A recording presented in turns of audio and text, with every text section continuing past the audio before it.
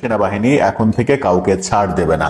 সেনাবাহিনীর এই ধরনের অ্যাকশন একটা বার্তা দেয় কিনা যে কোনো ধরনের কোনো কিছুর অরাজকতার ক্ষেত্রে সেনাবাহিনী আর চুপ থাকবে না, ছাড় দেবে না।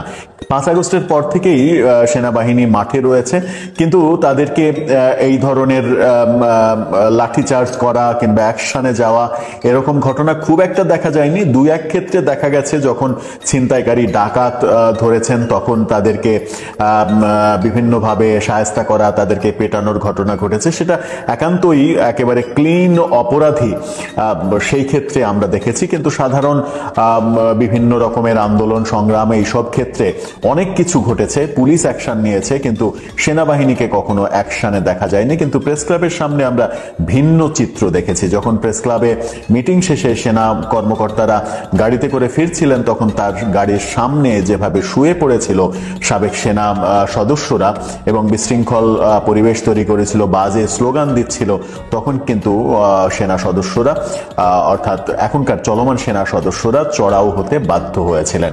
এরপরে আইএসপিআর থেকে একটা বিবৃতি দেয়া হয়েছে এটার মাধ্যমে। এই বিবৃতি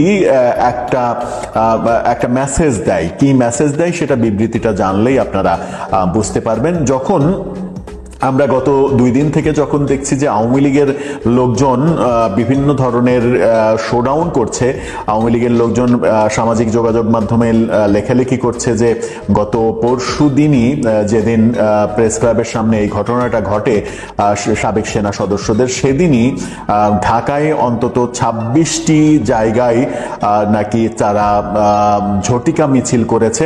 এছাড়া 20টিরও বেশি জেলায় একই দিনে তারা ঝটিকা মিছিল করেছে। আওয়ামী লীগের কেন্দ্রীয় কার্যালয়ের সামনে তাদেরকে সমবেত হতে দেখা গেছে, সেখানে আওয়ামী লীগের পতাকা উড়িয়েছে তারা। জুলাই যোদ্ধাদের প্রধান কার্যালয়ে এরকম একটা ব্যানার টাঙানো ছিল, সেই ব্যানারটা তারা ছিঁড়ে ফেলেছে। সেই ব্যানারটা ছিঁড়ে সেটাতে প্রস্রাব করার ঘটনা ঘটিয়েছে। সেনাবাহিনী নিয়ে আলোচনা থেমে নেই, সেনাবাহিনী নিয়ে নানা রকমের আলোচনা হচ্ছে। এরই মাঝে আমরা যখন গত পরশুদিন প্রেস ক্লাবের সামনের ঘটনাটা দেখলাম, সাবেক সেনা সদস্যরা প্রেস ক্লাবের সামনে বিক্ষোভ করলেন এবং শেষ বেলায় সেনাবাহিনীকে তাদের উপরে চড়াও হতে দেখা গেল। ব্যাপক লাঠিচার্জের ঘটনা ঘটলো।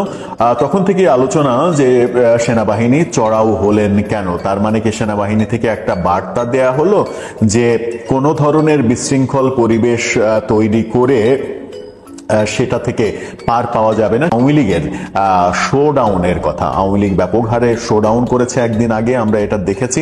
এবং সেই শোডাউনের পরে আওয়ামী লীগের লোকজনের সামাজিক যোগাযোগ মাধ্যমে অ্যাক্টিভিটিস বেড়ে গেছে এবং তারা নিজেরাই এক ধরনের স্বীকারোক্তি দিচ্ছে যে এখানে তারা মিছিল করেছে, ওখানে মিছিল করেছে, বিভিন্ন ভিডিও তারা সামাজিক যোগাযোগ মাধ্যমে আপলোড দিচ্ছে।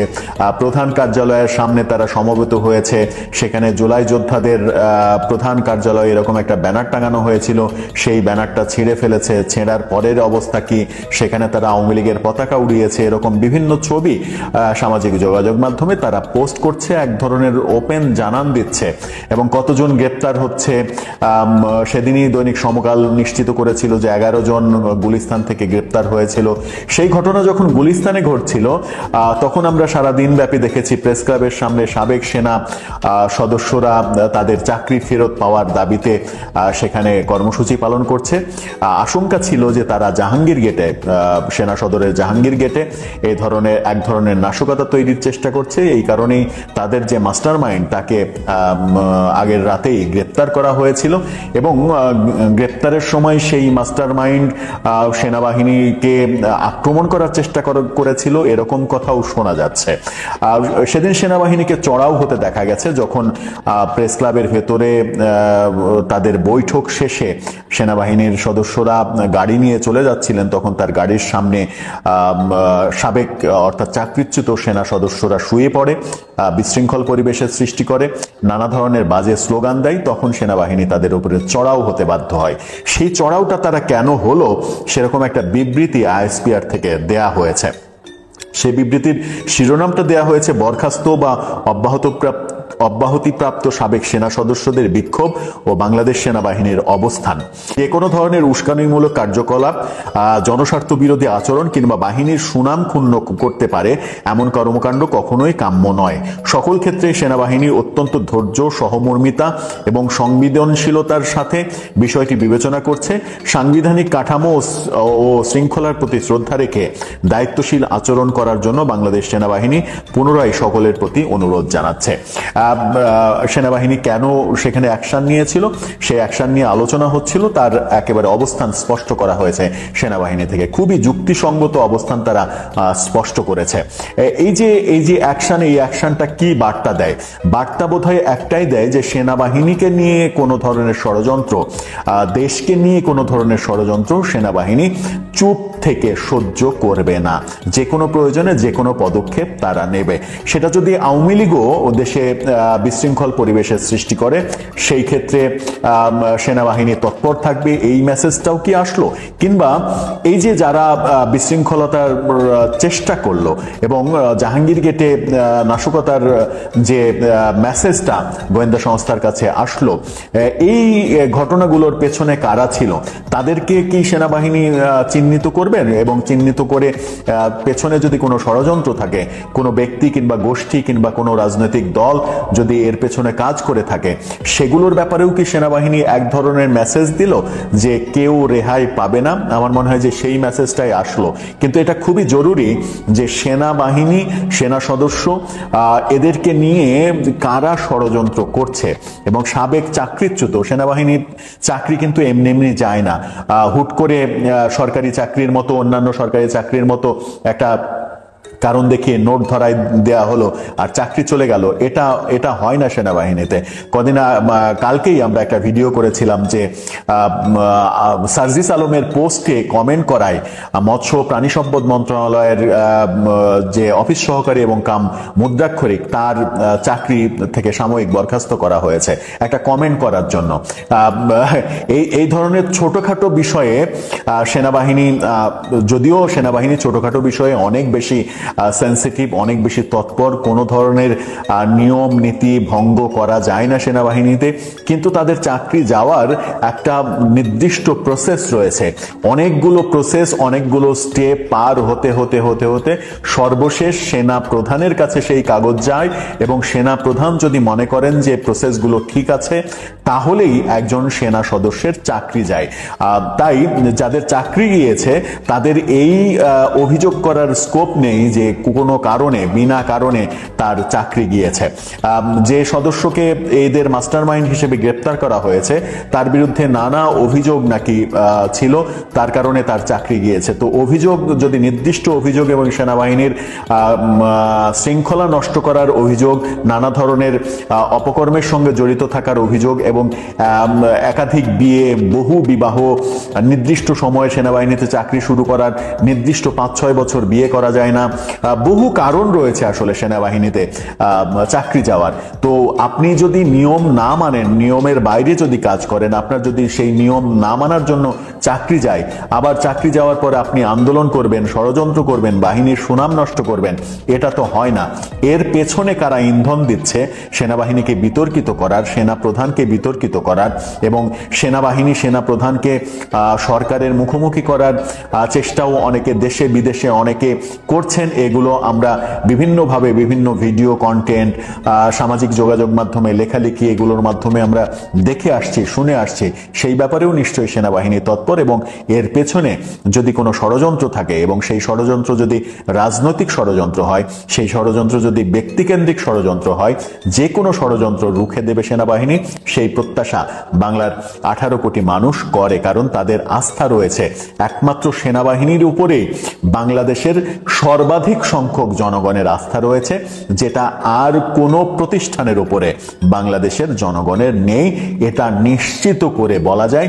বাংলাদেশের যে কোনো পর্যায়ের যে কোনো ভোটাভুটিতে এই দৃশ্যটা স্পষ্ট হবে। সুতরাং এইরকম সুশৃঙ্খল একটা বাহিনীর বিরুদ্ধে যদি সুনাম নষ্ট করার অপচেষ্টা হয়, ষড়যন্ত্র হয়, তাহলে আমার মনে হয় সেনাবাহিনী ইন্টেলিজেন্স রয়েছে, তারা সেটা বের করবেন।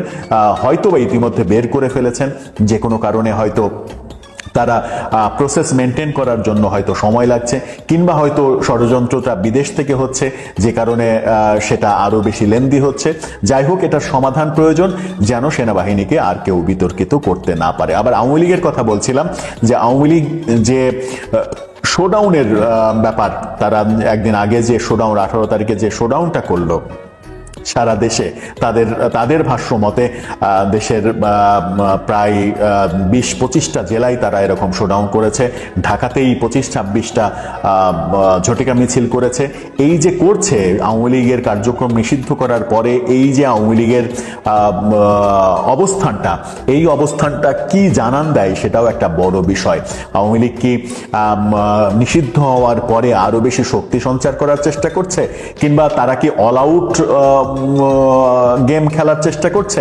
অল আউট গেম খেলার যদি চেষ্টা করে, তাহলে ব্যাপারটা এরকম হয় বাঁচি না হলে মরি, দেখেই ছাড়বো। এরকম পরিস্থিতি তৈরি হলে বিশৃঙ্খল পরিবেশ তৈরি হবে, দেশে গৃহযুদ্ধের মতো অবস্থা তৈরি হতে পারে। সেই ব্যাপারে আমার মনে হয় যে সরকারেরও সজাগ থাকতে হবে, বিভিন্ন বাহিনীকেও সজাগ থাকতে হবে, এবং এরকম পরিস্থিতিতে দেশকে ঠেলে দেওয়ার যে কোনো সিদ্ধান্ত যেন সরকার না নেয়, সেই ব্যাপারেও আমার মনে হয় সঠিক পদক্ষেপ নিতে হবে। অনেকে বলেন যে আওয়ামী লীগ নির্বাহী আদেশে আওয়ামী লীগের কার্যক্রম নিষিদ্ধ করা, এই সিদ্ধান্তটা খুব একটা জ্ঞান প্রসূত সিদ্ধান্ত হয়নি, এটা আবেগের বশবর্তী হয়ে সিদ্ধান্ত হয়েছে। এই সিদ্ধান্তটা বুমেরাং হয়ে ফিরে আসতে পারে। আবার তাদের নিবন্ধন বাতিল করে দেওয়া হয়েছে।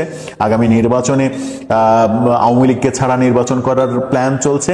সেটা বিশ্ব দরবারে গ্রহণযোগ্য হবে কিনা, আদতেও বিশ্ব সেটা গ্রহণ করবে কিনা, কারণ আওয়ামী লীগের সাপোর্টার রয়েছে দেশে 35-40%। 35-40% মানুষের অংশগ্রহণ ছাড়া যে নির্বাচন, সেই নির্বাচন যে গ্রহণযোগ্য হয় না, সেই রকম কর্মকাণ্ডে আবার সরকার দেশকে যদি এগিয়ে দিতে চায়, তাহলে সেটা বুদ্ধিমানের কাজ হবে কিনা, সেই ব্যাপারটাও আমার মনে হয় যে ভেবে দেখা উচিত।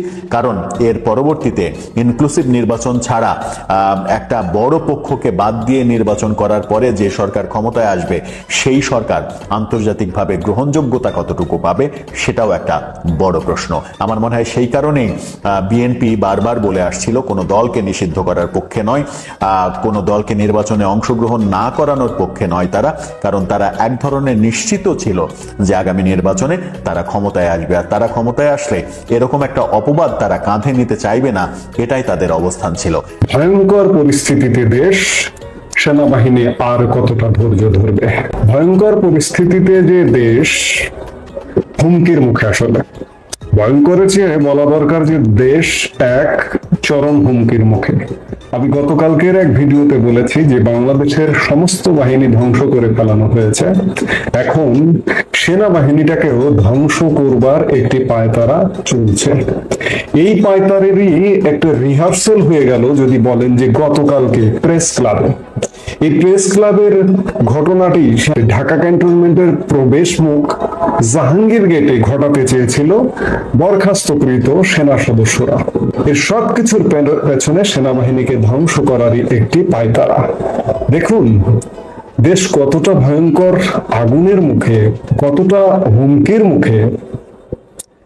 এই মুহূর্তে মিলিটারি ট্রেনিং প্রাপ্ত কিংবা প্যারামিলিটারি ট্রেনিং প্রাপ্ত, সশস্ত্র ট্রেনিং প্রাপ্ত একটা বিপুল জনগোষ্ঠী কোনো কিছু সরকারের এবং সরকারের কারো ধরাছোঁয়ার মধ্যে নেই, ধরাছোঁয়ার বাইরে। এই যে বিডিআর জওয়ানরা, বিডিআর বিদ্রোহে যারা অংশগ্রহণ করেছিল, সেনাপ্রধান তার বক্তব্যে সুস্পষ্ট করে বলেছিলেন যে বিডিআর বিদ্রোহের সাথে আর্মি জড়িত না, সেনাবাহিনী জড়িত না, এর সাথে জড়িত বিডিআর জওয়ানরাই। তারপরেও বিডিআর জওয়ানদের কিন্তু একের পর এক মুক্তি দিয়ে ছেড়ে দেওয়া হয়েছে, এবং তারা, আমি বললাম যে তারা ট্রেনিং প্রাপ্ত, সামরিক ট্রেনিং প্রাপ্ত।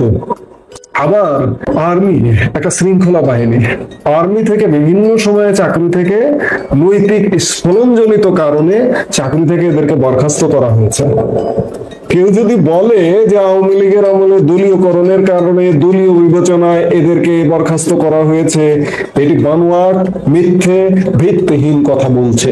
দেখুন সময়টা এমন হয়ে গেছে, যারা দাগী অপরাধী, যারা প্রমাণিত অপরাধী, তারাও আজকে নিরপরাধী হিসেবে প্রমাণ করবার চেষ্টা করছে। আমি কদিন আগে এক ভিডিওতে দেখলাম করোনা কালে করোনা সার্টিফিকেট কেলেঙ্কারি করেছিলেন এমন একজন ব্যক্তির নামও নিতে চাই না, শাহেদ, আপনারা সবাই জানেন।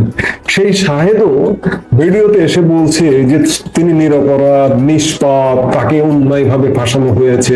এখন সময়টা কিন্তু এমন, এখন নিরীহ সাধারণ মানুষ, ভালো মানুষ, তাদেরকে অপরাধী হিসেবে ট্রিট করা হচ্ছে, আর সন্ত্রাসীদের সর্বরাজ্য পরিণত হয়েছে।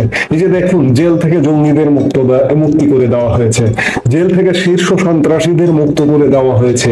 কাজেই দেশটা যদি বলেন যে একটা ভয়ঙ্কর অগ্নিগুরির মুখে এই মুহূর্তে অবস্থান করছে, তাহলে ভুল হবে না।